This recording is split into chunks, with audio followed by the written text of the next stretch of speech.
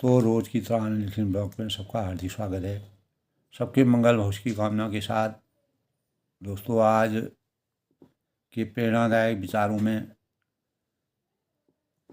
मानव रूप में अवतरित होकर के हम कैसे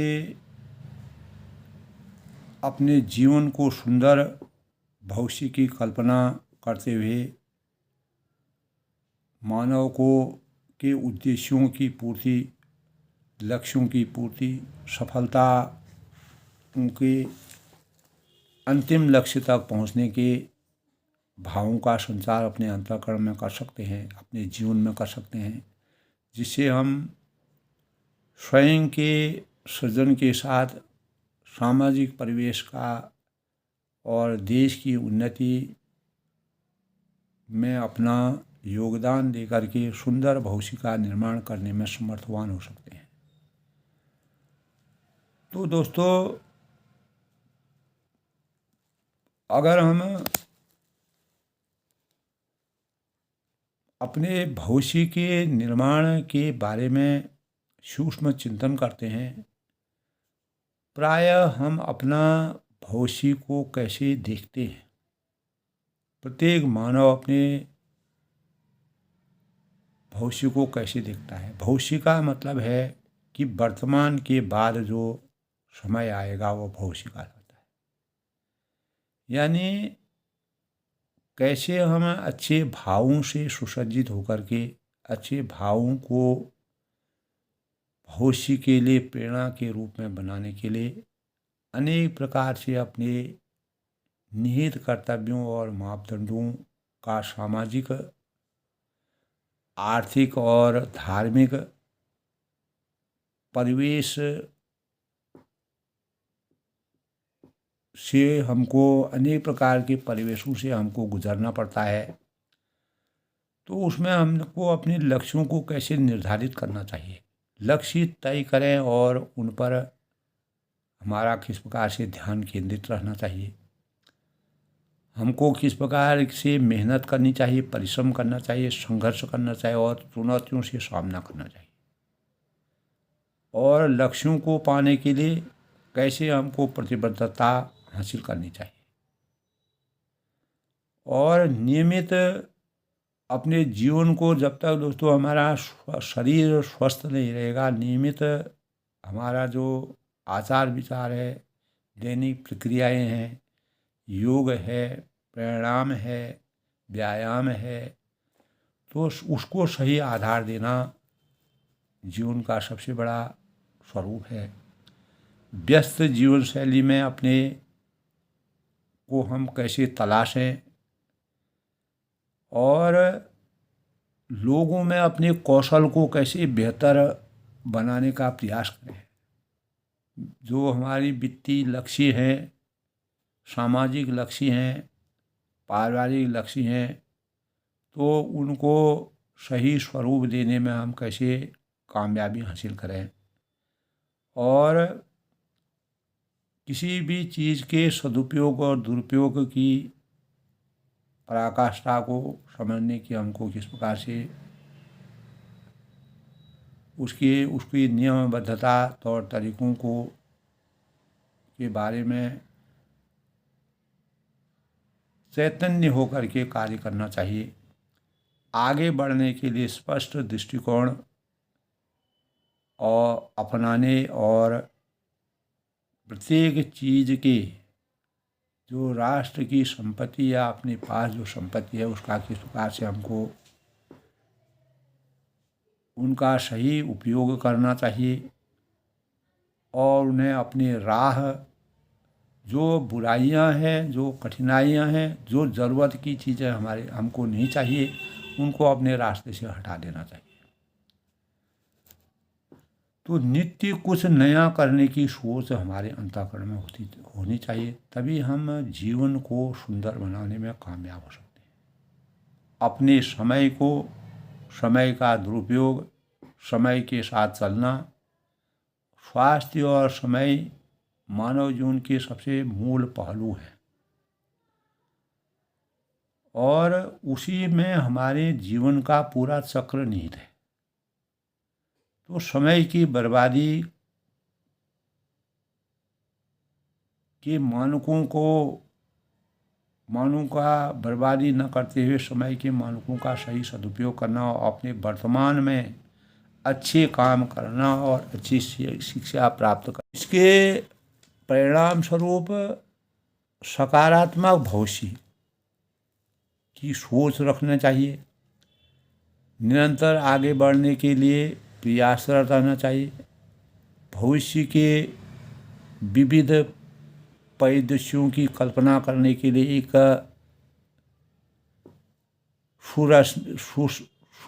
यानी एक सुनियोजित दृष्टिकोण को अपनाना,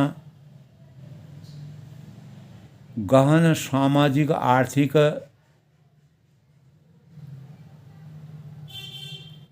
भावों को सोच करके आगे बढ़ने की नीति बनाना, वर्तमान का इंतज़ार भविष्य करता है दोस्तों, तभी हमारा जीवन भविष्य अच्छा बन सकता है।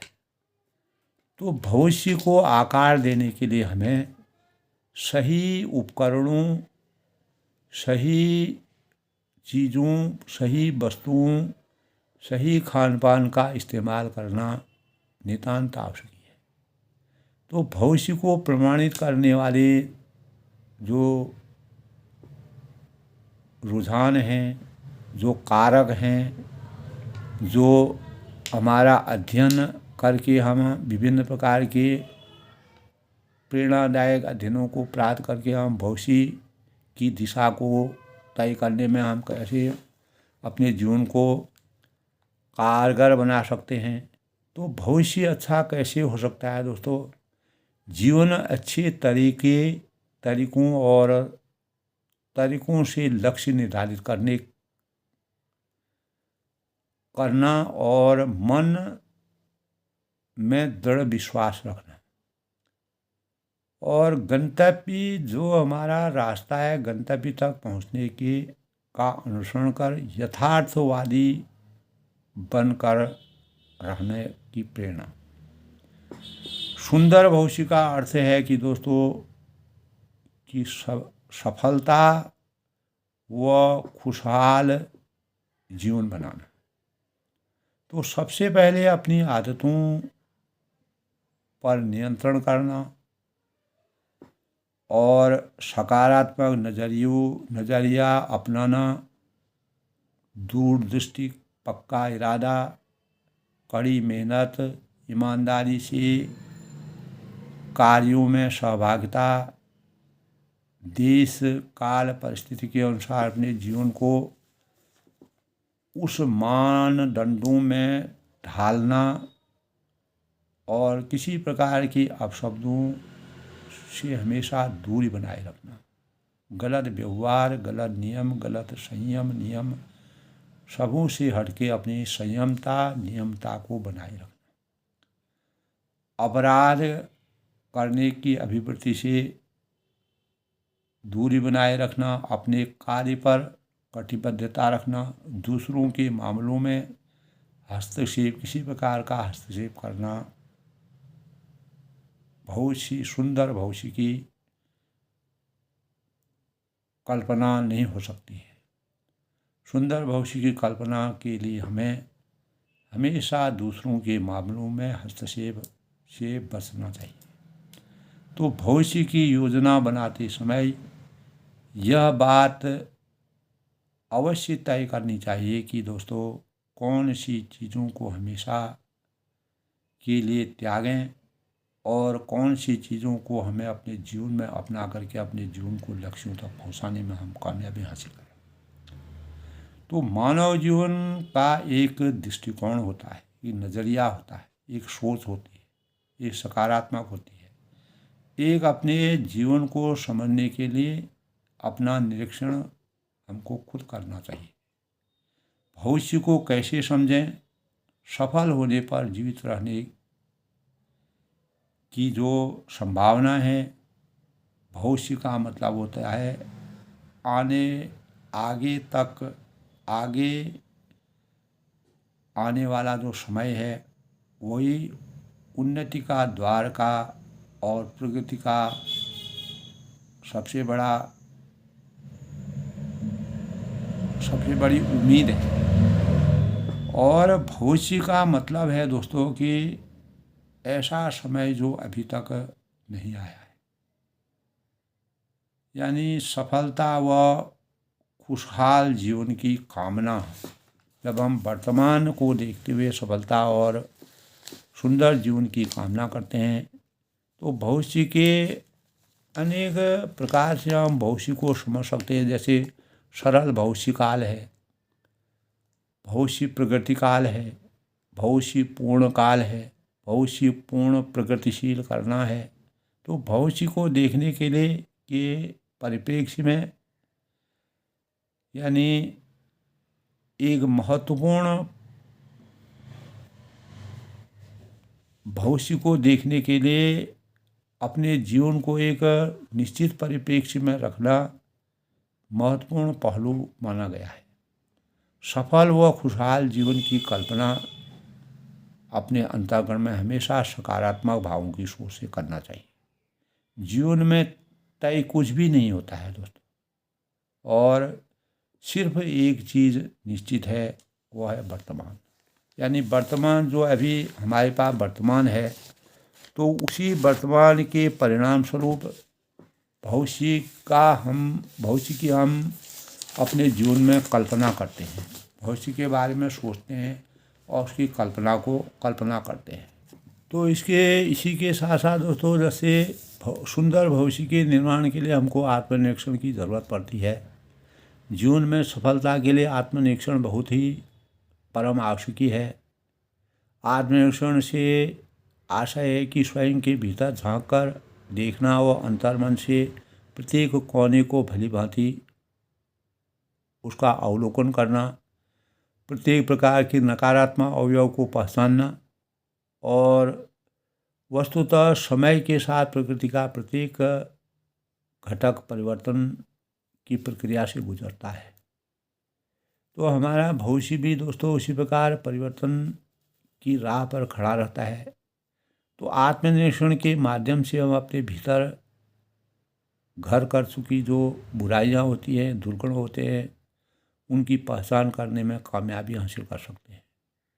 और उन्हें दूर करने का प्रयास हमें कैसे करना चाहिए?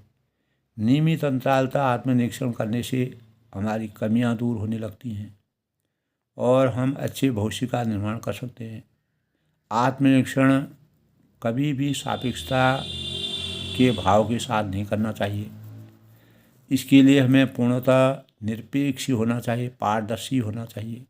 और निरपेक्षता यानी अपनी कमियों की पहचान में शिथिलता बरतना कभी नहीं बरतनी चाहिए। सख्ती एवं अनुशासन के साथ अपनी गलतियों को स्वीकार करना, जिस प्रकार पार्वती जी ने शिव जी से झूठ बोलने के बाद अपनी गलतियों को स्वीकार किया, यही मर्यादा कहलाती है। यही देवतुल्य जो लोग होते हैं, परमात्मा देवों में यही पूर्णता होती है।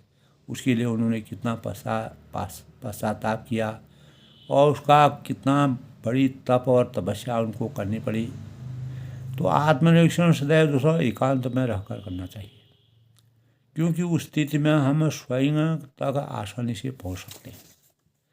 तो इसके तदंतर दोस्तों, जब हम अपने जीवन को देखते हैं, योग्यता की परख अवश्य होनी चाहिए।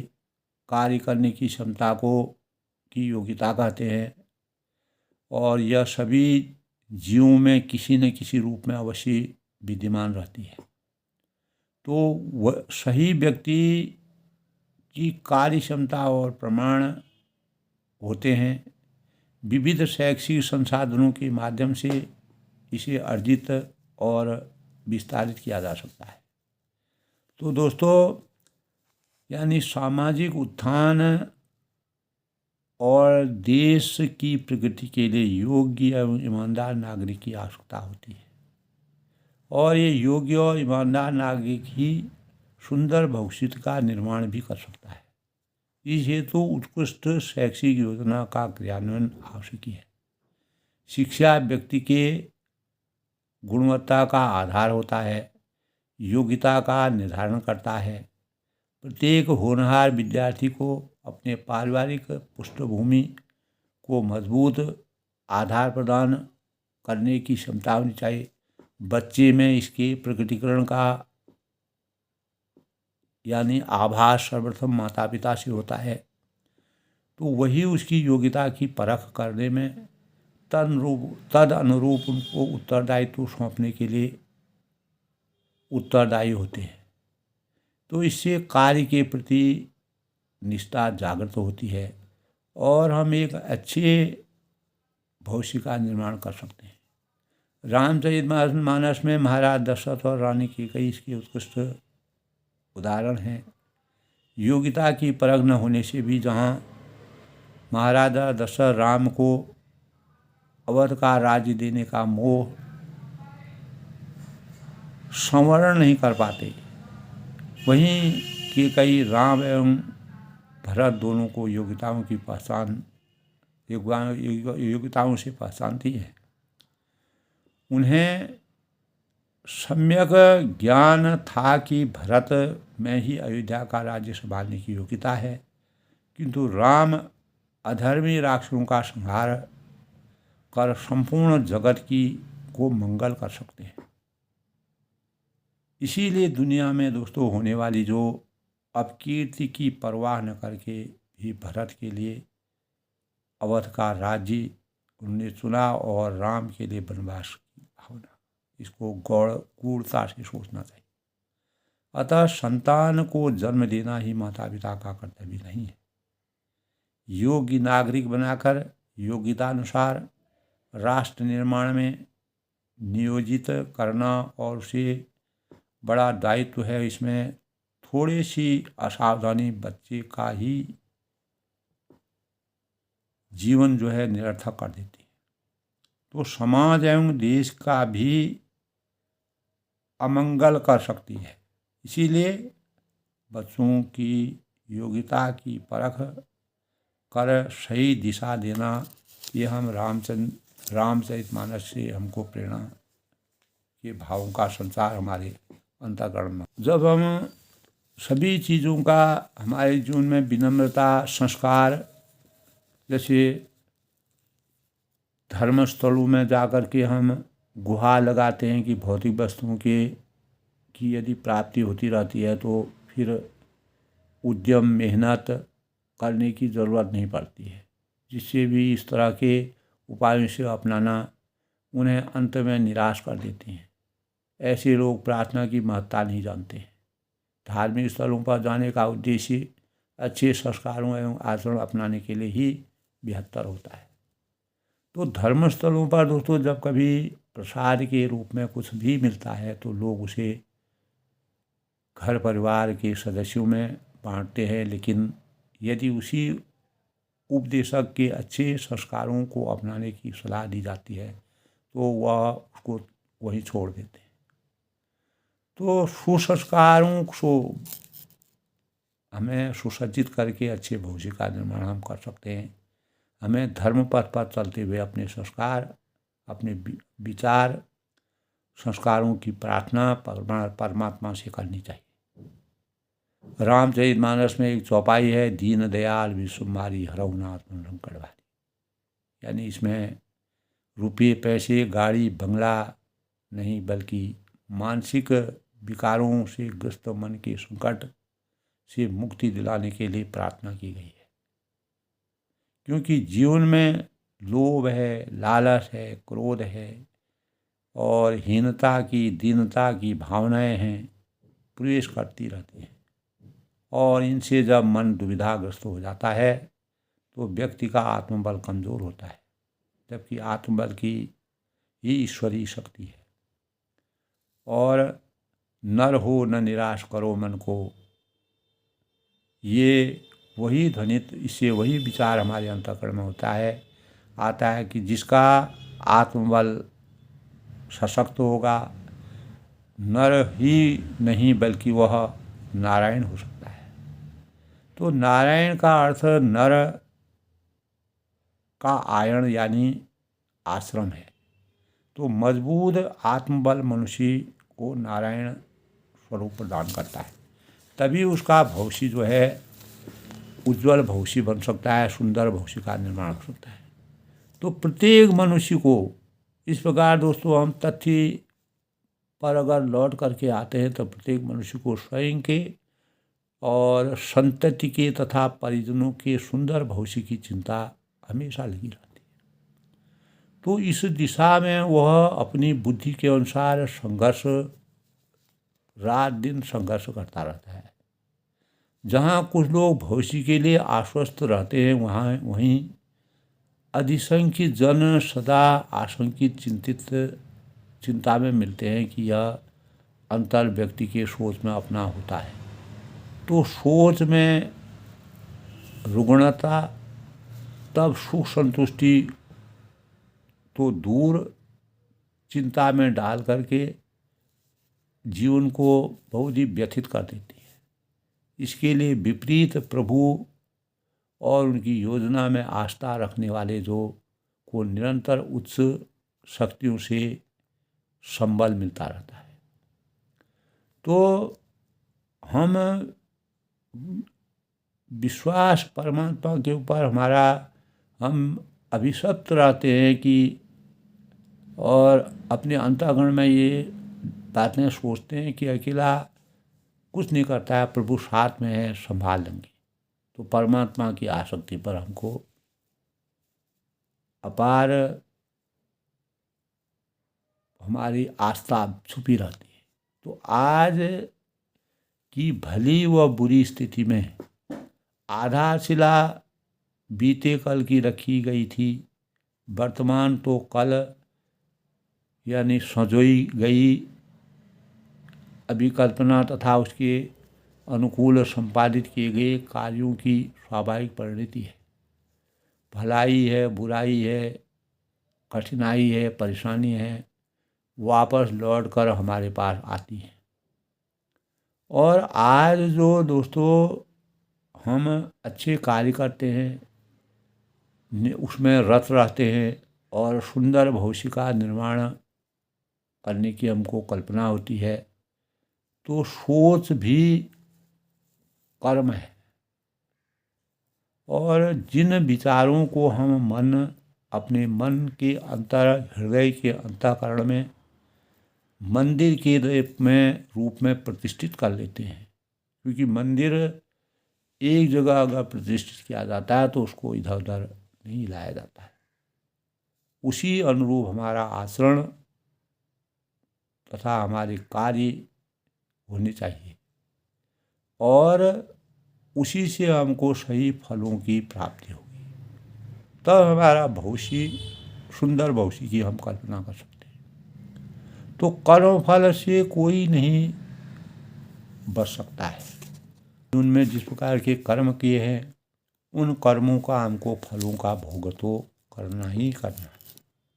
उसको कोई छुपाए, दुराए, कुछ भी करे, लेकिन एक दिन वह सच जो है वह सामने आने आएगा। और मनुष्य को अंतर्मन में वह सब विचार में आता है। तो कर्म फल से कोई नहीं बच सकता है। इसलिए शास्त्र और जो सुधीजन हैं, जो मुनिजन हैं, जो श्रेष्ठ मुनि हैं, जो सामाजिक जीवन में विचरते हैं, समाज को उन्नत बनाने में अपना ध्यान रखते हैं, सद्बुद्धि के मार्ग पर चलने का आह्वान करते हैं। सद्बुद्धि होगी तो उनकी व्यक्तियों की, वस्तुओं की, मूल्यों की और संगत की वास्तविक धारणा को वह समझ पाएंगे। उसी के अनुरूप अपने जीवन को अपनाने की कोशिश करेंगी, उनके सानिध्य में रह करके, जो हमें सन्मार्ग से विचलित नहीं होने देते हैं, अच्छे मार्ग की तरफ चलने के लिए प्रेरणा देते हैं। तो प्रत्येक मनुष्य प्राणी इस संसार में, इस चेतन जगत में अपना स्वरूप लेके जो आता है, वह सार्वभौम चेतना की सूक्ष्म इकाई। तो प्रभु का अंश होने के कारण, परमात्मा की अपार निधि होने के कारण प्रत्येक मनुष्य अथाह सामर्थ्यपूर्ण होता है। क्योंकि महान कार्यों को, बृहद कार्यों, यानी जो हमारे उपनिषद है, वेद है, उनमें अनेक प्रकार के बीज मंत्र का परिवेश है। अहम ब्रह्मास्मि की व्याख्या करते हुए आदि शंकराचार्य ने एक संदेश दिया था कि स्वयं के भीतर निहित ईश्वरीय अंश को अनुभूत कर लेंगे। जो मनुष्य अपने अंतर्मन में भगवान की अनुभूति का अनुभव कर लेगा तो कस्तूरी कुंडल बसे मृग ढूंढे वन माए, ऐसी घटघट राम है दुनिया दिखी माए। तो आध्यात्मिक और नैतिक रूप से जागृत हो जाए। तो उस स्थिति में हमारे विचार, हमारा दैनिक आचरण और जो हमारे कार्य का स्वरूप है ईश्वरीय विधानों के अनुसार अनुपालन करने लगेगा और हम जैसा चाहेंगे, जैसा सोचेंगे और वैसा ही हमारा भविष्य बन जाता है और बनता भी है। इसीलिए सुफल भविष्य की कामना के लिए हमें प्रत्येक मनुष्य को स्वयं की संतति तथा परिजनों के सुंदर भविष्य की चिंता अगर मन वाणी से अगर होगी तो वह अपनी दिशा को सुंदर आयाम देते हुए, अपने संस्कारों का सही निर्वहन करते हुए और अपने विनम्रता के भावों का संचार करते हुए, कभी कभी विनम्रता के गुण भी सामाजिक आक्षेपों, तिरस्कारों और कटुताओं का सामना कर होता है, उनको भी करना पड़ता है, किंतु ये सभी पार्श्व प्रभाव सीमित अवधि के लिए विद्यमान रहते हैं। तो अंततः दोस्तों, जो हमारा भविष्य है, हम सुंदर उज्जवल भविष्य, सुंदर भविष्य तभी बना सकते हैं जब विनम्रता व्यक्तित्व रूपी आकाश में धूप तारे की भांति चमकती है और हमें सुंदर भविष्य के निर्माण के गुण हमारे अंतःकरण में आत्मसात होने लग जाते हैं और किसी भी कार्य की सिद्धि से हम सुंदर भविष्य का सहारा लेकर बेहद आसानी से भविष्य की अंत तक, लक्ष्य तक पहुंचने में कामयाबी हासिल कर सकते हैं। तो हमारा मानव जाति में जन्म लेना तभी दोस्तों सार्थक है, तभी सिद्धहस्त है जब हम आजीवन अपने जीवन को विनम्रता के मानकों से सुसज्जित करते हुए, सुंदर संस्कारों से सुसज्जित करते हुए, अपने आत्मनिरीक्षण करते हुए, सुंदर भविष्य और जो भी उस स्थिति तक पहुंचने के लिए, सुंदर भविष्य के निर्माण के लिए आचरण और कार्य स्वतः ही ईश्वरीय विधान के पालना का अनुपालन करने लगेंगे और हम जैसा चाहेंगे वैसा ही भविष्य हमारा बनेगा। ये निहायत जरूरी है, ये नीति कहती है, मर्यादा कहती है। यही मानव, सुविचारित मानव की सबसे बड़ी परिकल्पना है। सुंदर भविष्य का निर्माण केवल स्वयं को ऊंचे पद पर आसीन करना नहीं है, हमें सभी क्षेत्रों का समीचीन ज्ञान के, अपने ज्ञान की पराकाष्ठा से हम प्रत्येक मानव जीवन के भविष्य के बारे में सोच प्राप्त करके, अपने सौजन्य से जो हम सोच प्राप्त करेंगे वही सोच का सबसे बड़ा प्रतिबिंब है सुंदर भविष्य। दोस्तों, आज के प्रेरणादायक विषय में मैं सभी होनहार बच्चों से ये कहता हूँ कि अपने संस्कारों से, अपना आत्मनिरीक्षण करके, अपने विनम्रता से, मर्यादित ढंग से जीवन यापन करके सुंदर भविष्य का निर्माण करने के लिए कटिबद्ध होकर के कार्य करना चाहिए। अपने जो भी हम पठन पाठन कर रहे हैं, जिस कार्य में हम जुटे हुए हैं, जो भी कार्य हम कर रहे हैं, चाहे देश की उन्नति तभी संभव है जब हमारा भविष्य सुंदर होगा। सब लोग सुखी रहें, खुश रहें, अपने जीवन में सुंदर भविष्य की कल्पना के साथ सुंदर भविष्य बनाने में, पूर्ण लक्ष्यों की प्राप्ति करने में सबका जीवन सफल हो।